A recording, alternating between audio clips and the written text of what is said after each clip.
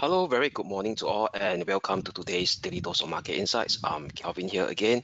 Very good morning. Today will be the Thursday, 6th of June 2024, and what the night has been for those who actually followed the markets yesterday. So before we start our Daily Dose of Market Insights, let's have a quick look at the disclaimer first.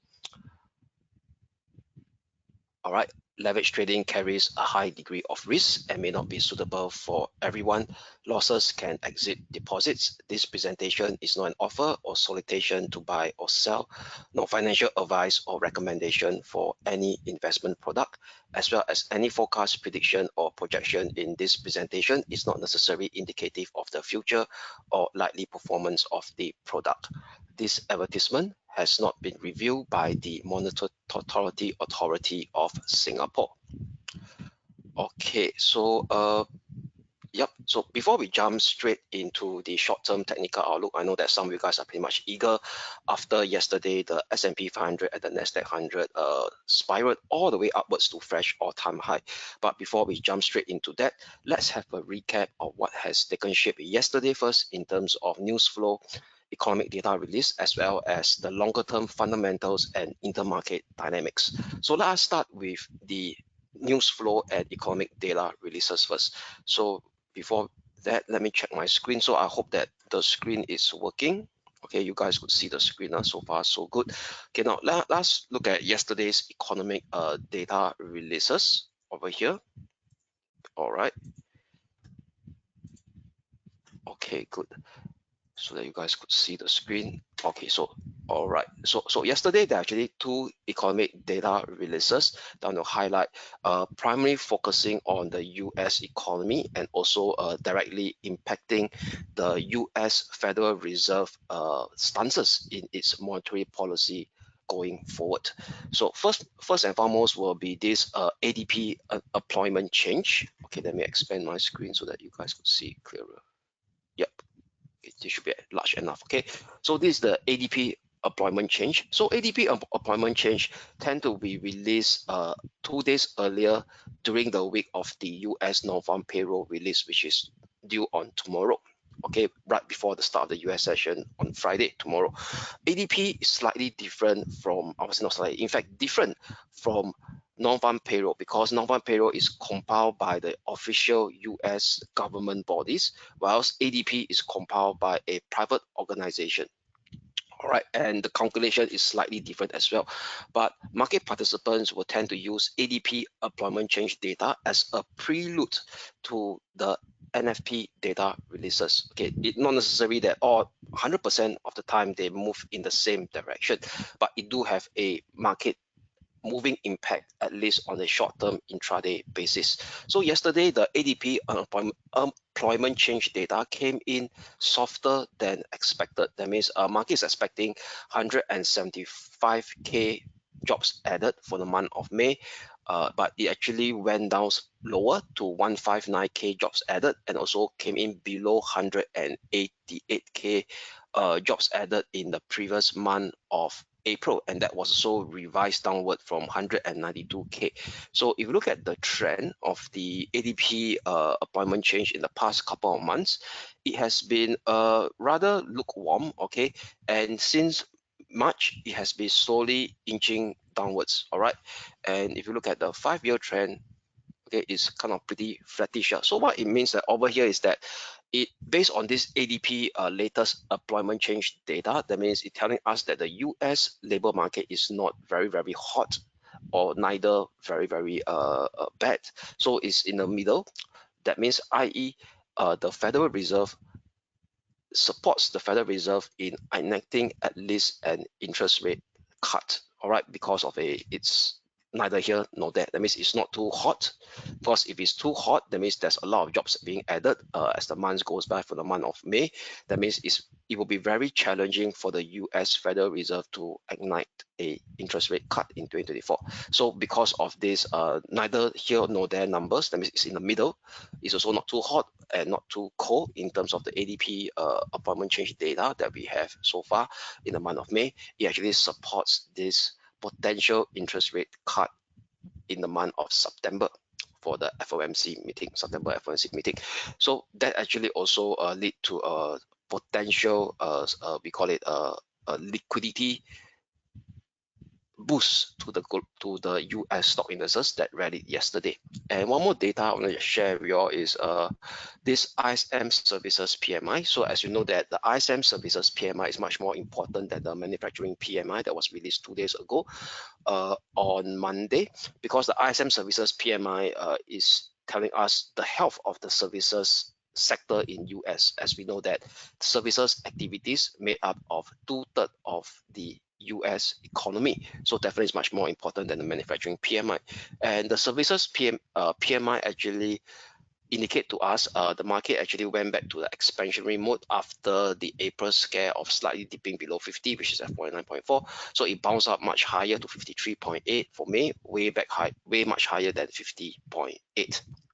All right, and what's interesting over here is that the prices continues to be rather it came down slightly lower as well. The input prices 58.1, way below, not way below, slightly below market expecting of 59 and below the previous month of 59.2.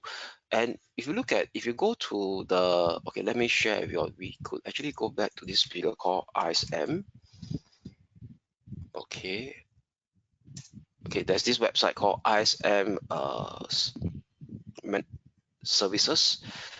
Okay, I agree. Okay, just go to ISM, Institute of Supply Management. So this is the body that compile these ISM services and PMI data, and they do have an entire report indicating to us the scorecard, the report card of the subcomponent. Okay, so the top one over here is the main component, services PMI, which up to 3.8, and all this bottom here is the subcomponent. So it will tell you the direction is growing or contracting. So what's interesting over here is that within the subcomponent, the employment subcomponent is in fact still contracting, but at a slower rate.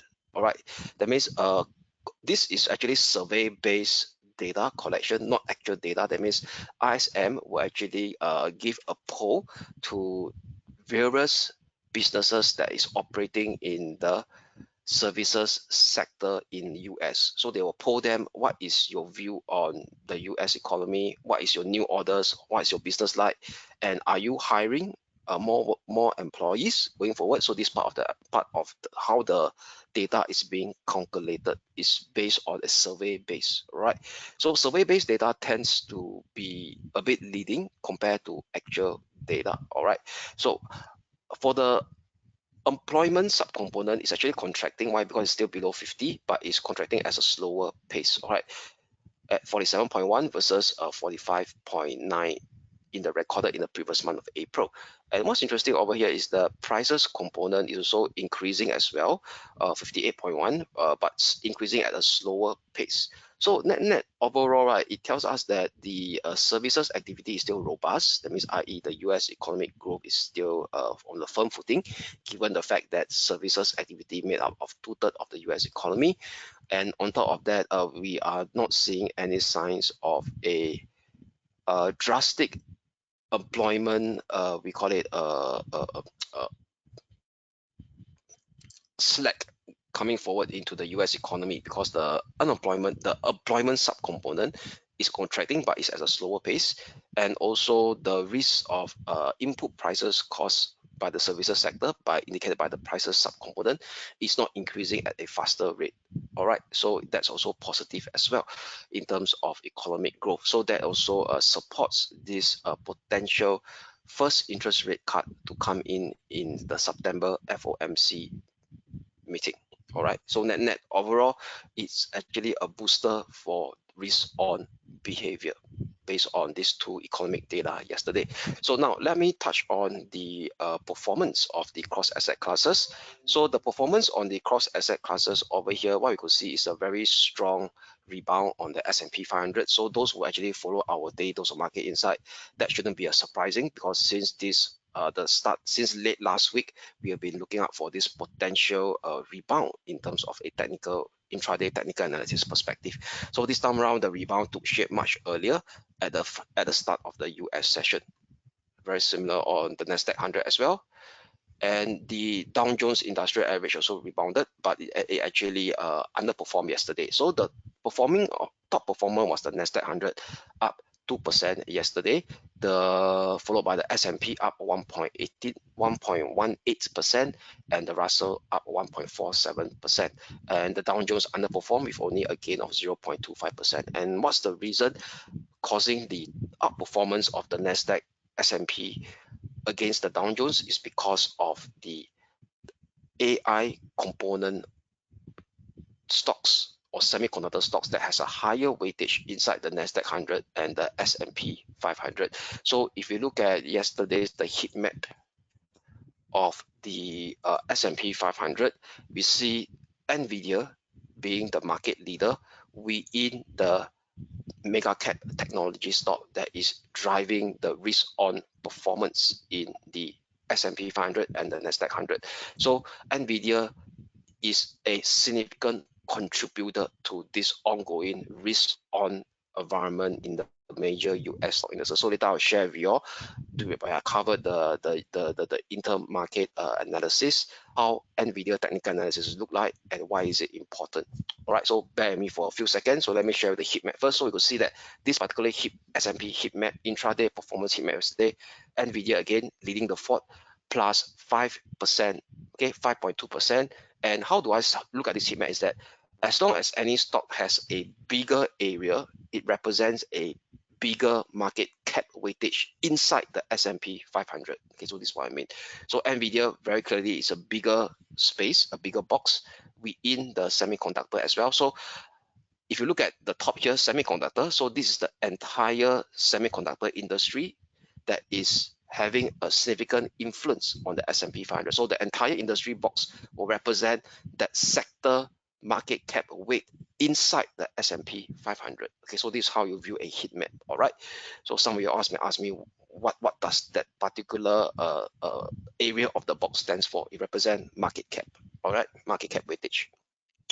So what we could see over here is that this is the leading, we call it index or leading sector, the semiconductor sector, and the leading stock inside the semiconductor sector is NVIDIA. Okay, so that actually explained to us it has a spillover impact to the other rest of the component stock that has also have a very big area in terms of their box. Microsoft 1.9%, Apple 0.8%, Google 1.11%.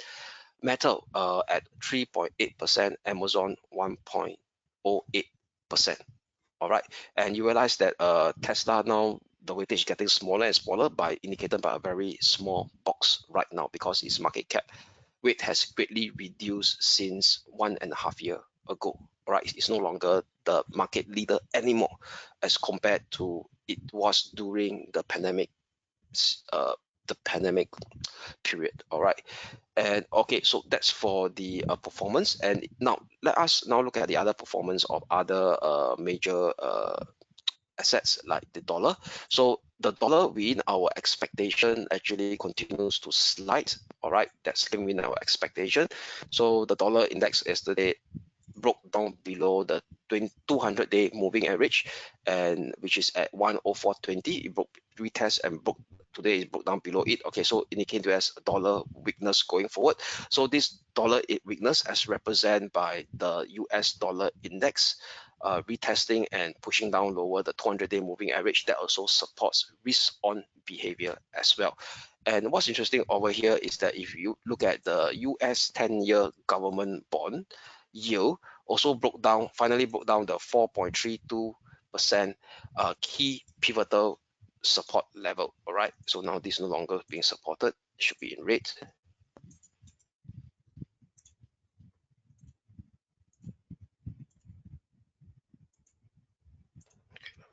All right, so it broke down below it, and also the 200-day moving average as well, so indicating further softness in the US 10-year treasury yield. So the next support level to watch in the medium term, that means from a multi-week perspective, is at 4.05%. So what it implies over here is that globally, we know that like I explained earlier in my daily dose of market insight, is that the US 10-year treasury yield is being used as a benchmark to price long-term corporate loans as well as consumer loans, it actually has a impact to it. So if the US 10-year Treasury yield continues to show softness, it means that global long-term interest rate on the average is actually inching downwards, which means, i.e., liquidity improve.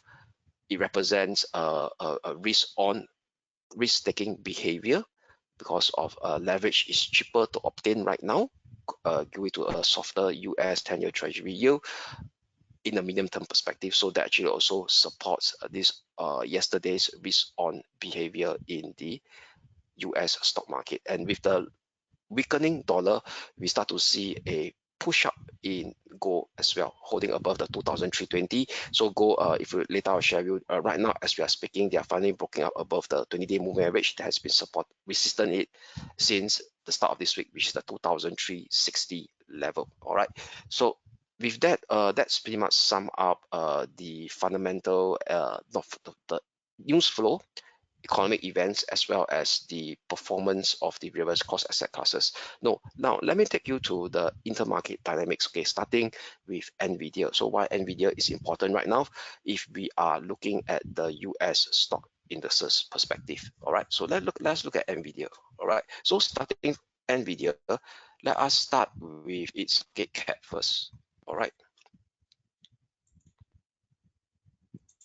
Okay, so this is NVIDIA market cap. All right, so as of yesterday, it has a market cap of 3.012 trillion. It's not billion, 3.012 trillion. So it already surpassed the 3 trillion mark. And how does it surpass, right? Is since April, the push up was 58%. That's means April, May. That means that since only 2 months, it managed to increase by 58% in terms of market cap. So right now, based on yesterday's price action of NVIDIA hitting fresh new all-time high, its market cap has already surpassed Apple market cap. So Apple market cap is now at 3.003 trillion. And if you look at the ranking of these mega cap stocks, NVIDIA now is the second biggest weighted stock, just right below Microsoft. Not far from behind. So if it continues to maintain this positive momentum trajectory, there's a chance that within this year, it could be the biggest weighted market cap stock in a major global stock index, which is the S&P 500 and the Nasdaq 100. So what does it mean?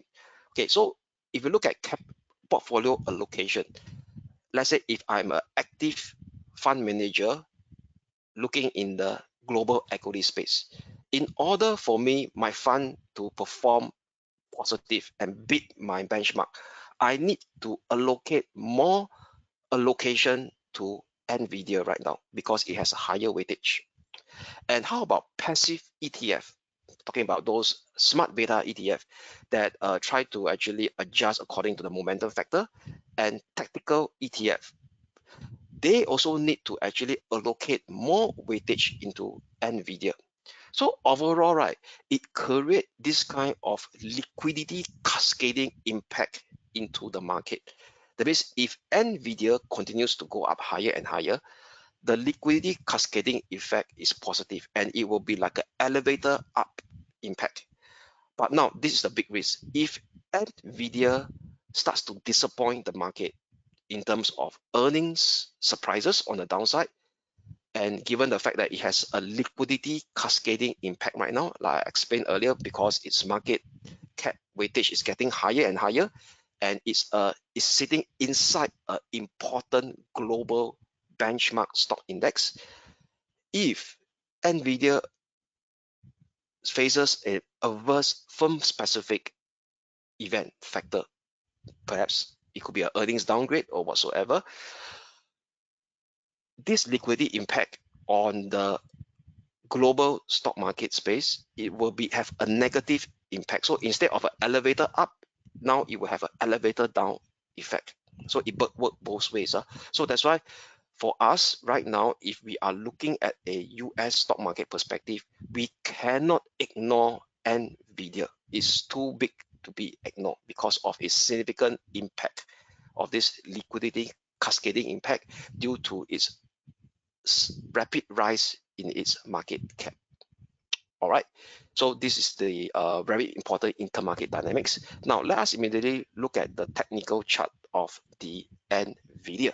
Okay, so since we are talking about NVIDIA, now let us look at the technical chart of the NVIDIA, because given that it has a huge weightage right now, whatever movement it moves, it could impact significantly on the S&P 500 and as well as the NASDAQ 100. Okay, let me reduce the screen. Okay, so this is the daily chart of NVIDIA. So I plot it in log, so it's easier for us to do a technical analysis in log form, because if I unlock it, you see it just go a vertical line. Yeah? So I put it in log. So what you could see over here is that since December 2022, it's been trading inside this major ascending channel, and right now it's coming close to the previous resistance that we highlighted earlier at 126.4, 1036.40, and the next resistance above it will be at 1515, all right, which is a Fibo extension level and the top of this major ascending channel. So far, medium-term momentum still remains positive as indicated by the daily RSI. Yes, it's in overbought level, but it doesn't show any bearish divergence yet. So as long as the key medium-term pivotal support at 927 holds, which is also correspond to the 50-day moving average, this ongoing major and medium-term uptrend phase of NVIDIA seems to be pretty much intact right now. That means, i.e., from a medium-term perspective, that means a multi-week perspective, the uptrend phase that we are witnessing right now in the major US stock indices, the S&P 500 and the NASDAQ 100, is still intact. But on the intraday basis, it's different. Intraday basis, we're talking about today. So intraday basis data I'll share is the hourly chart. We know that markets don't go vertical up and vertical down. They oscillate within a trend. All right, so this is a different thing when I talk about short-term technical intraday outlook, because that only cover Pacific only for today. All right, so that's why we have the daily dose of market insight every day. All right, so now this is one of the intermarket dynamics. So another intermarket dynamics I like to share with you all is covering more on the Asia stock market with the Hang Seng Index. So I look at the because to me I also look at fund flows. So for Hang Seng Index, right, there's this particular fund flow I want to share with you all over here. Let me enlarge it. Okay, so I plotted this chart from Macro Micro, so it's a good platform to actually do macro analysis by looking at putting the fundamentals and technicals together. Right, so let me open up. Okay, so hopefully you guys could see the screen. I enlarge it. Okay, yeah, so this is the chart. So what we could see over here in this chart in the past, okay, let me see, I'll go to 3 years. Okay, can't see, okay, 2 years. Okay, so in the past, okay, maybe let me do something year to date. Okay, yeah, easier to see now. Okay, year to date. Okay, so what I'm going to do over here is that this two line here is the movement of the Hong Kong HSCI and HSI, means Hang Seng Index and Hang Seng CEI. Both are, one is the HS, one of them the pure Hang Seng Index, but they move hand in hand together.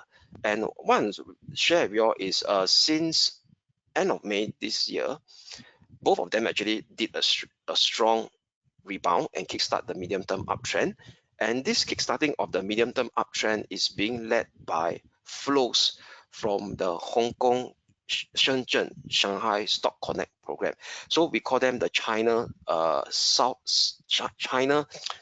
China mainland southbound net inflows, the black bar here. So what I mean by this black bar is actually measuring the end of day southbound net inflow. So if this bar is rising, that means it has a positive net inflow. That means more mainland investor or China traders are shifting their money down south to Hong Kong to actually pump into the Hang Seng component stocks, right? So this is what it means. And because we know that this is every day, right? The historical, the vertical bar is every day. So what I did is I plotted a 20-day moving average of this vertical bar on this pink line here, this dark pink line. And you realize that this dark pink line since end of May, it also started to inch upwards as well. That means this 20-day moving average of the southbound net inflows is moving up.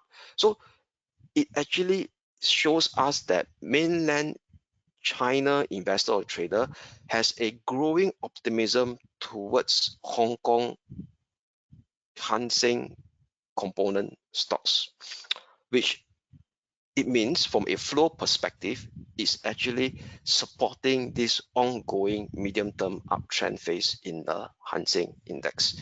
So that's I want to share with you all of a intermarket perspective. All right. So one more thing talking about the Hang Seng index over here is the breadth of the Hang Seng index. So the breadth of the Hang Seng index, we could actually look at the component stocks inside the Hang Seng index. How many of them are trading above at the long-term 200-day moving average? So this is global, or you can look at across the globe.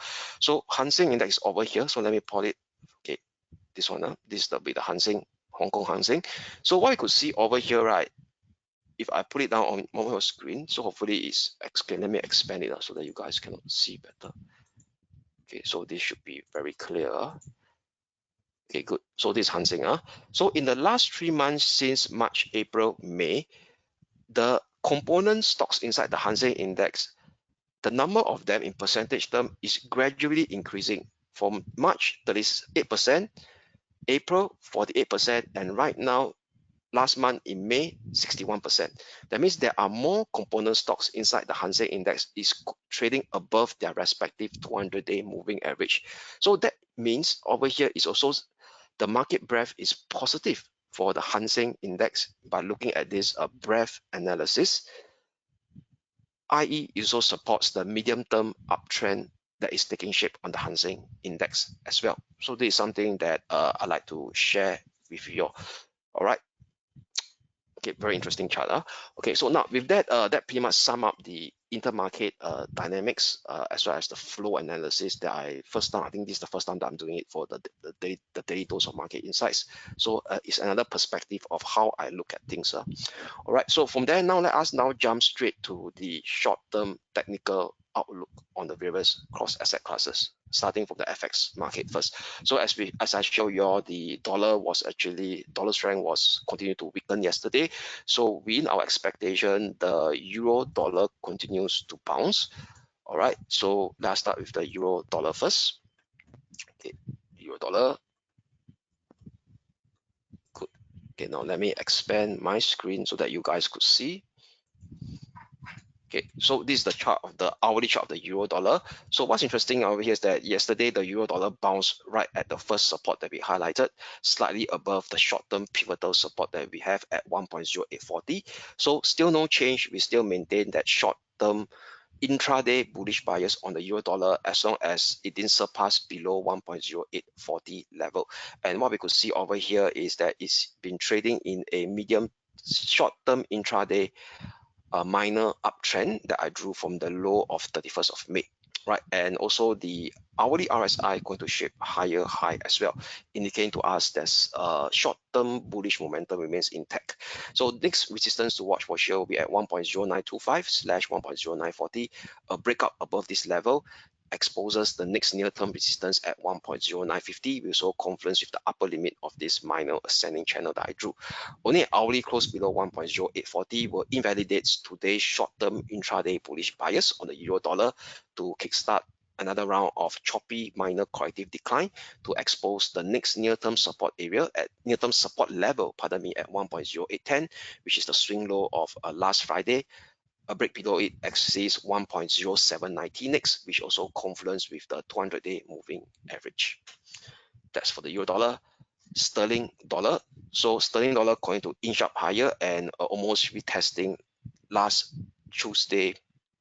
this Tuesday minor swing high at the 1.28 figure level. No signs of a bearish exhaustion. Why? Because RSI continue to trade higher high and higher low. So indicating to us that the short-term bullish momentum remains intact. So what's interesting over here is that where it bounces right at the first support that we highlighted yesterday at 1.2760, because it hasn't surpassed this intermediate minor swing high, which is this Tuesday swing high. We do not want to put the short-term pivotal support too tight to yesterday's intraday V-shaped bounce at 1.2760. We still use the 1.27 figure level as my short-term key pivotal support to maintain this short-term intraday bullish bias for today, and this 1.27 figure support also corresponds to the rising 20-day moving average as well. So next resistance to watch in the near term will be at 1.2860/1.29 figure level for today.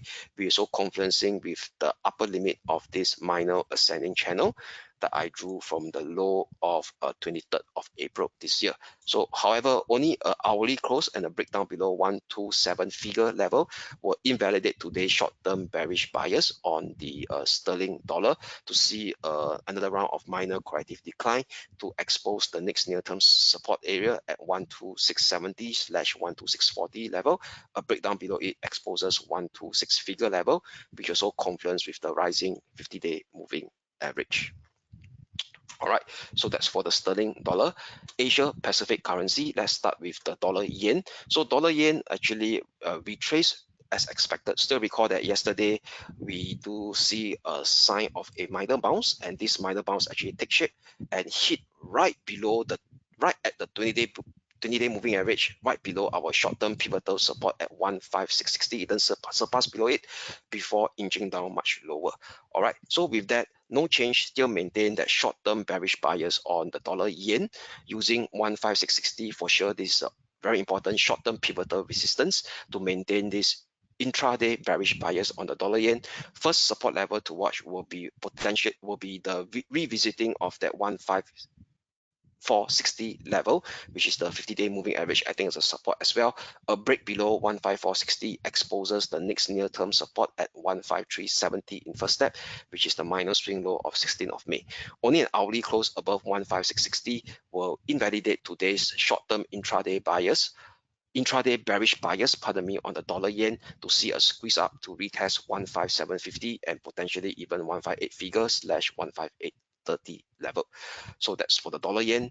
Aussie dollar continue to bounce as expected at the 20-day moving average that we highlighted at the 6640. So still no change, still use that 6620 as my short-term pivotal support level. So as long as this 06620 short-term pivotal support holds on the Aussie dollar, we will still maintain that short-term bullish bias within its medium-term symmetrical range configuration. Next near-term resistance to watch will be at 6710. A break above it exposes 6730, which is correspond to this descending gray line here. So this descending gray line is actually the upper limit of this ongoing medium-term symmetrical triangle range configuration that the Aussie dollar has been unfolding since October last year. Only a breakdown below 6620 will negate today's intraday bullish bias to see a slide down to the bottom of the range at 6590 next, and a break below 6590 exposes the next near-term support at 6560, which is the minor swing low of 8th of May and also correspond very closely to the 50-day moving average. So as a quick recap, this is the medium-term symmetrical triangle range configuration that the Aussie dollar is being trapped since 13th of October 2023 low. So this is a daily chart, and right now the upper limit of this symmetrical triangle is confluencing at the 6730 resistance level.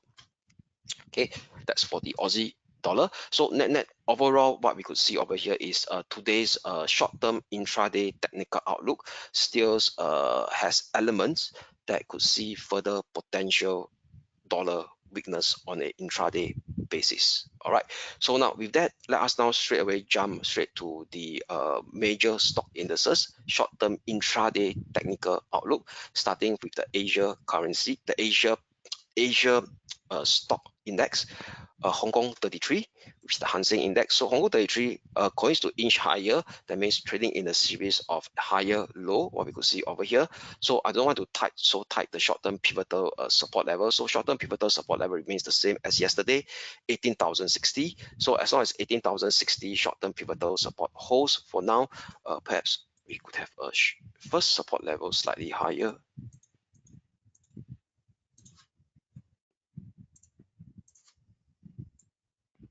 at this level here, 18,380. All right, so but however this is a bit tight because I don't put it so tight because it hasn't surpassed the 20-day moving average yet. So as long as 18,060 short-term pivotal support holds, still maintain that short-term bullish bias outlook on the Hong Kong 33 index. First resistance to watch will be at 18,980. Above it sees 19,210. 10 level. Only an hourly close below 18,060 will invalidate today's short-term intraday bullish outlook on the Hong Kong 33 to see the continuation of this ongoing minor corrective decline since the high of 17th of May to expose the next near-term support at 17,600, which is also confluence with the 50-day moving average. A break below it sees a further risk towards 17,170, which is also confluence with the 200-day moving average. So that's for the Hong Kong 33. Japan 225. So Japan 225 in today's Asia session, it managed to pierce up above the 50-day moving average and the 220-day moving average, pardon me, but didn't actually clear above the previous minor swing high of 29th of May and 3rd of June, because it hit up and it trades back down again. So net overall, we don't see any signs of bullish exhaustion. Why? Because the RSI is only working off its overbought level, and how it hit its overbought level over here, there is no signs of a bearish divergence. Okay, so what it means that it's just a work of the excess after yesterday's short push up, right, on the upside. So with that, we will have a tighten key short-term pivotal support for today, which is very close to the 20-day moving average at 38,550. So as long as this pullback managed to hold at 38,550, we will still maintain that short-term bullish intraday bias on the Japan 225, i.e. the Nikkei 225. First resistance to watch, I'll have today's swing high area at 39,070. So it's a range at 38,975/39,070. A break above the 9,070 sees the next resistance coming in at 39,500. Only an hourly close below 38,550 will invalidate today's short-term intraday bullish bias to see a choppy decline to retest this Tuesday minor low at 38,290. A breakdown below it exposes the key support area at 37,750/37,600, which is the minor swing low of 30th of May and 2nd of May. So that's for the Japan 225. Moving on, next will be the German DAX or the Germany 30. So the German 30 going to bounce as expected, holding above the 18,405, 18,340 short-term pivotal support that we highlighted yesterday, and also the 50-day moving average. But it hasn't surpassed above the 18,680 first resistance that we highlighted, which is the 20-day moving average as well. That is acting as a near-term resistance. So with that, we will be still using 18,405, 18,340 as my short-term pivotal support for today to maintain this ongoing intraday bullish bias on the Germany 30 index. So I do have a first support over here to watch out for. Okay, at this 18,500 level, it is the first support to watch. So as long as the pullback didn't surpass below 18,340, we will still maintain that short-term intraday bullish bias. For sure, the first near-term resistance to watch will be at 18,680. A breakup above it sees 18,845/18,925 next, which is the current all-time high swing high area.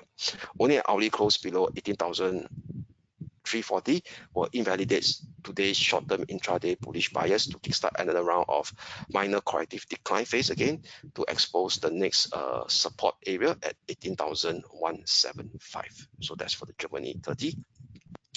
All right, so what's next for the Wall Street index, so, or the Dow Jones Industrial Average? So you look at the Wall Street index yesterday, it can't break above the 50-day moving average, which is the 38,880 level, and starts to trade sideways from here.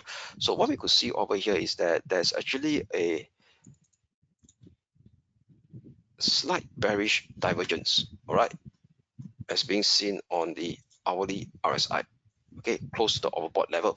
So with this slight bearish divergence, there could be another round of bearish consolidation intraday for the US Wall Street 30.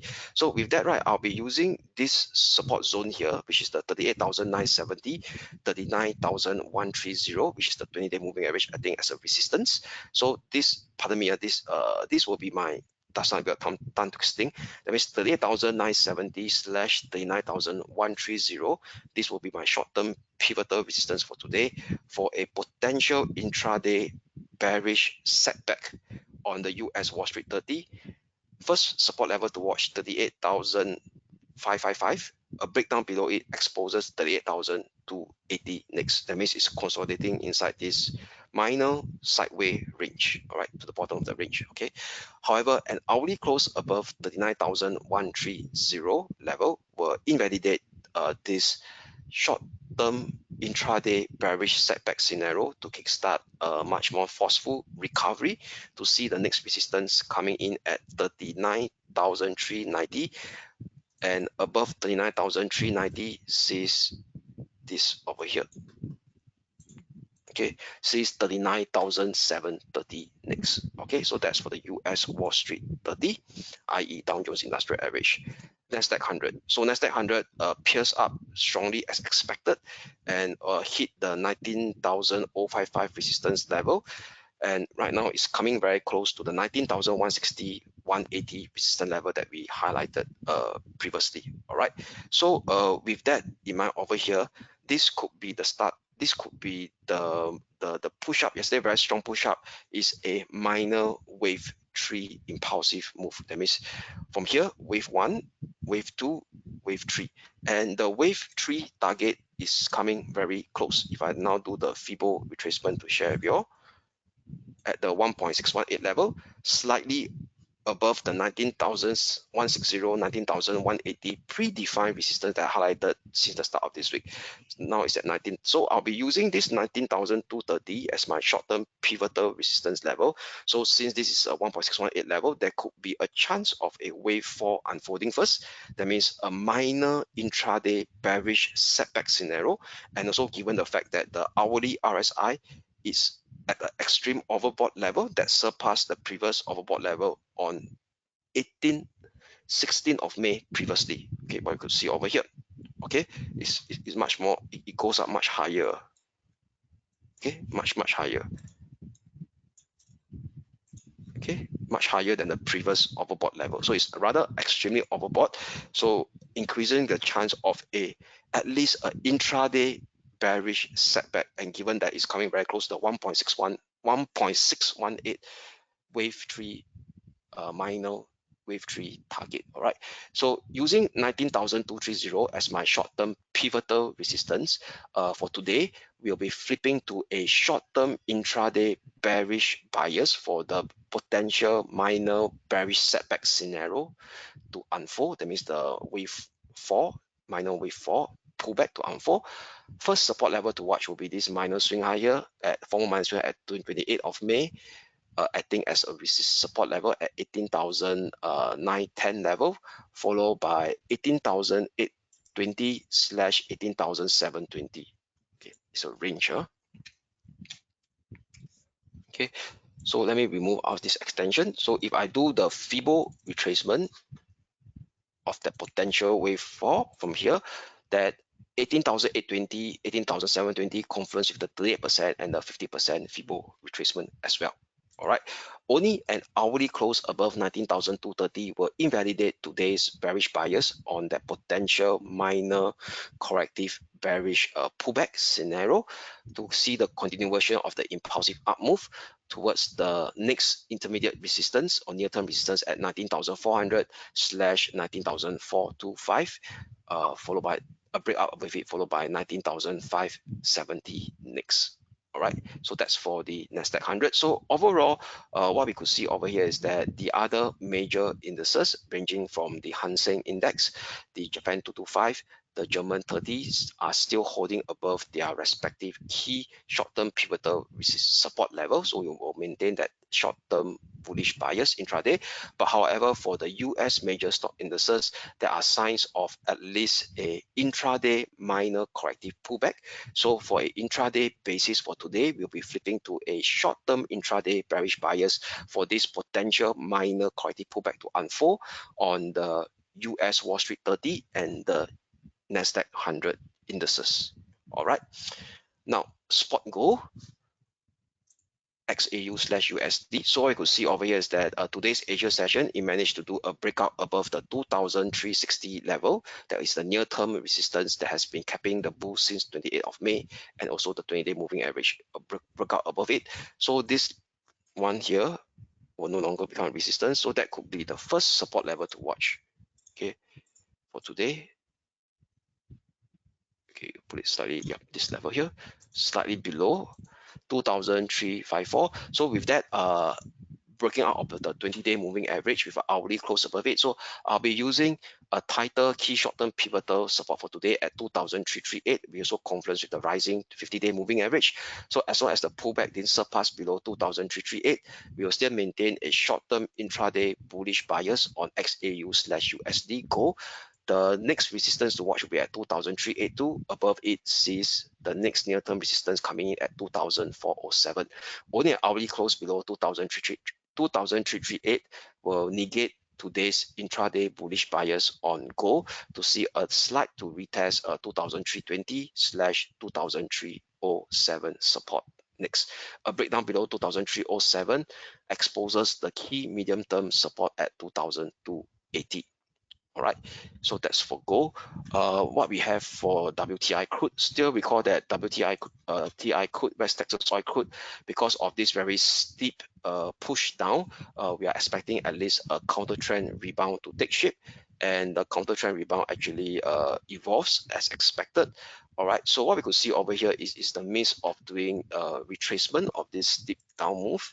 Okay, so if I do the entire Fibo retracement, the resistance level that we highlighted yesterday at 75.85 confluence with the 38.2% and as well as 50%, which is the all important graphical key short-term resistance level at 76.70.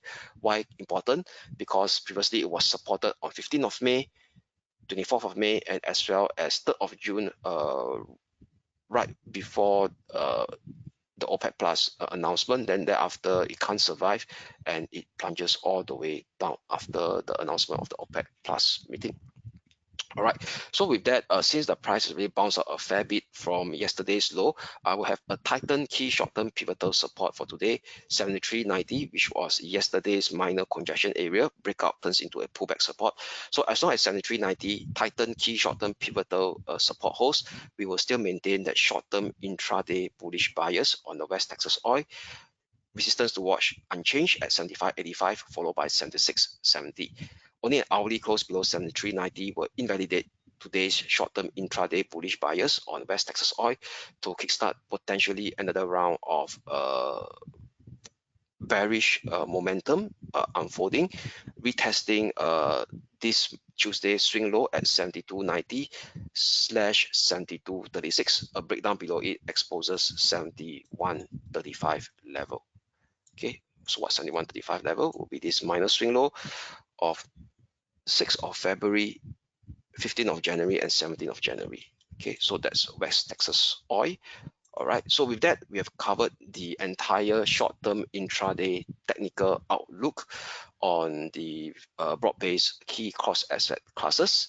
So before we go, let us take a look at the economic calendar of what are the important data to look up for today.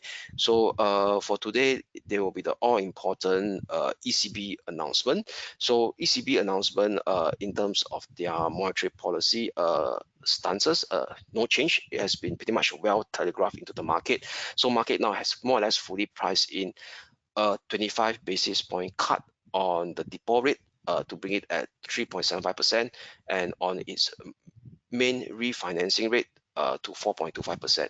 And what's important to watch out for will be the release. Today, it will actually ECB will release their latest inflationary trend and growth trend in the entire Eurozone for this year and the 2 years ahead.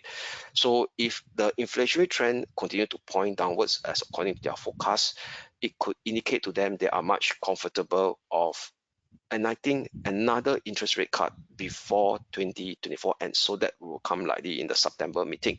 But nevertheless, that is still unclear. Why? Because in the last 3 weeks, various ECB officials has been given a rather mixed guidance.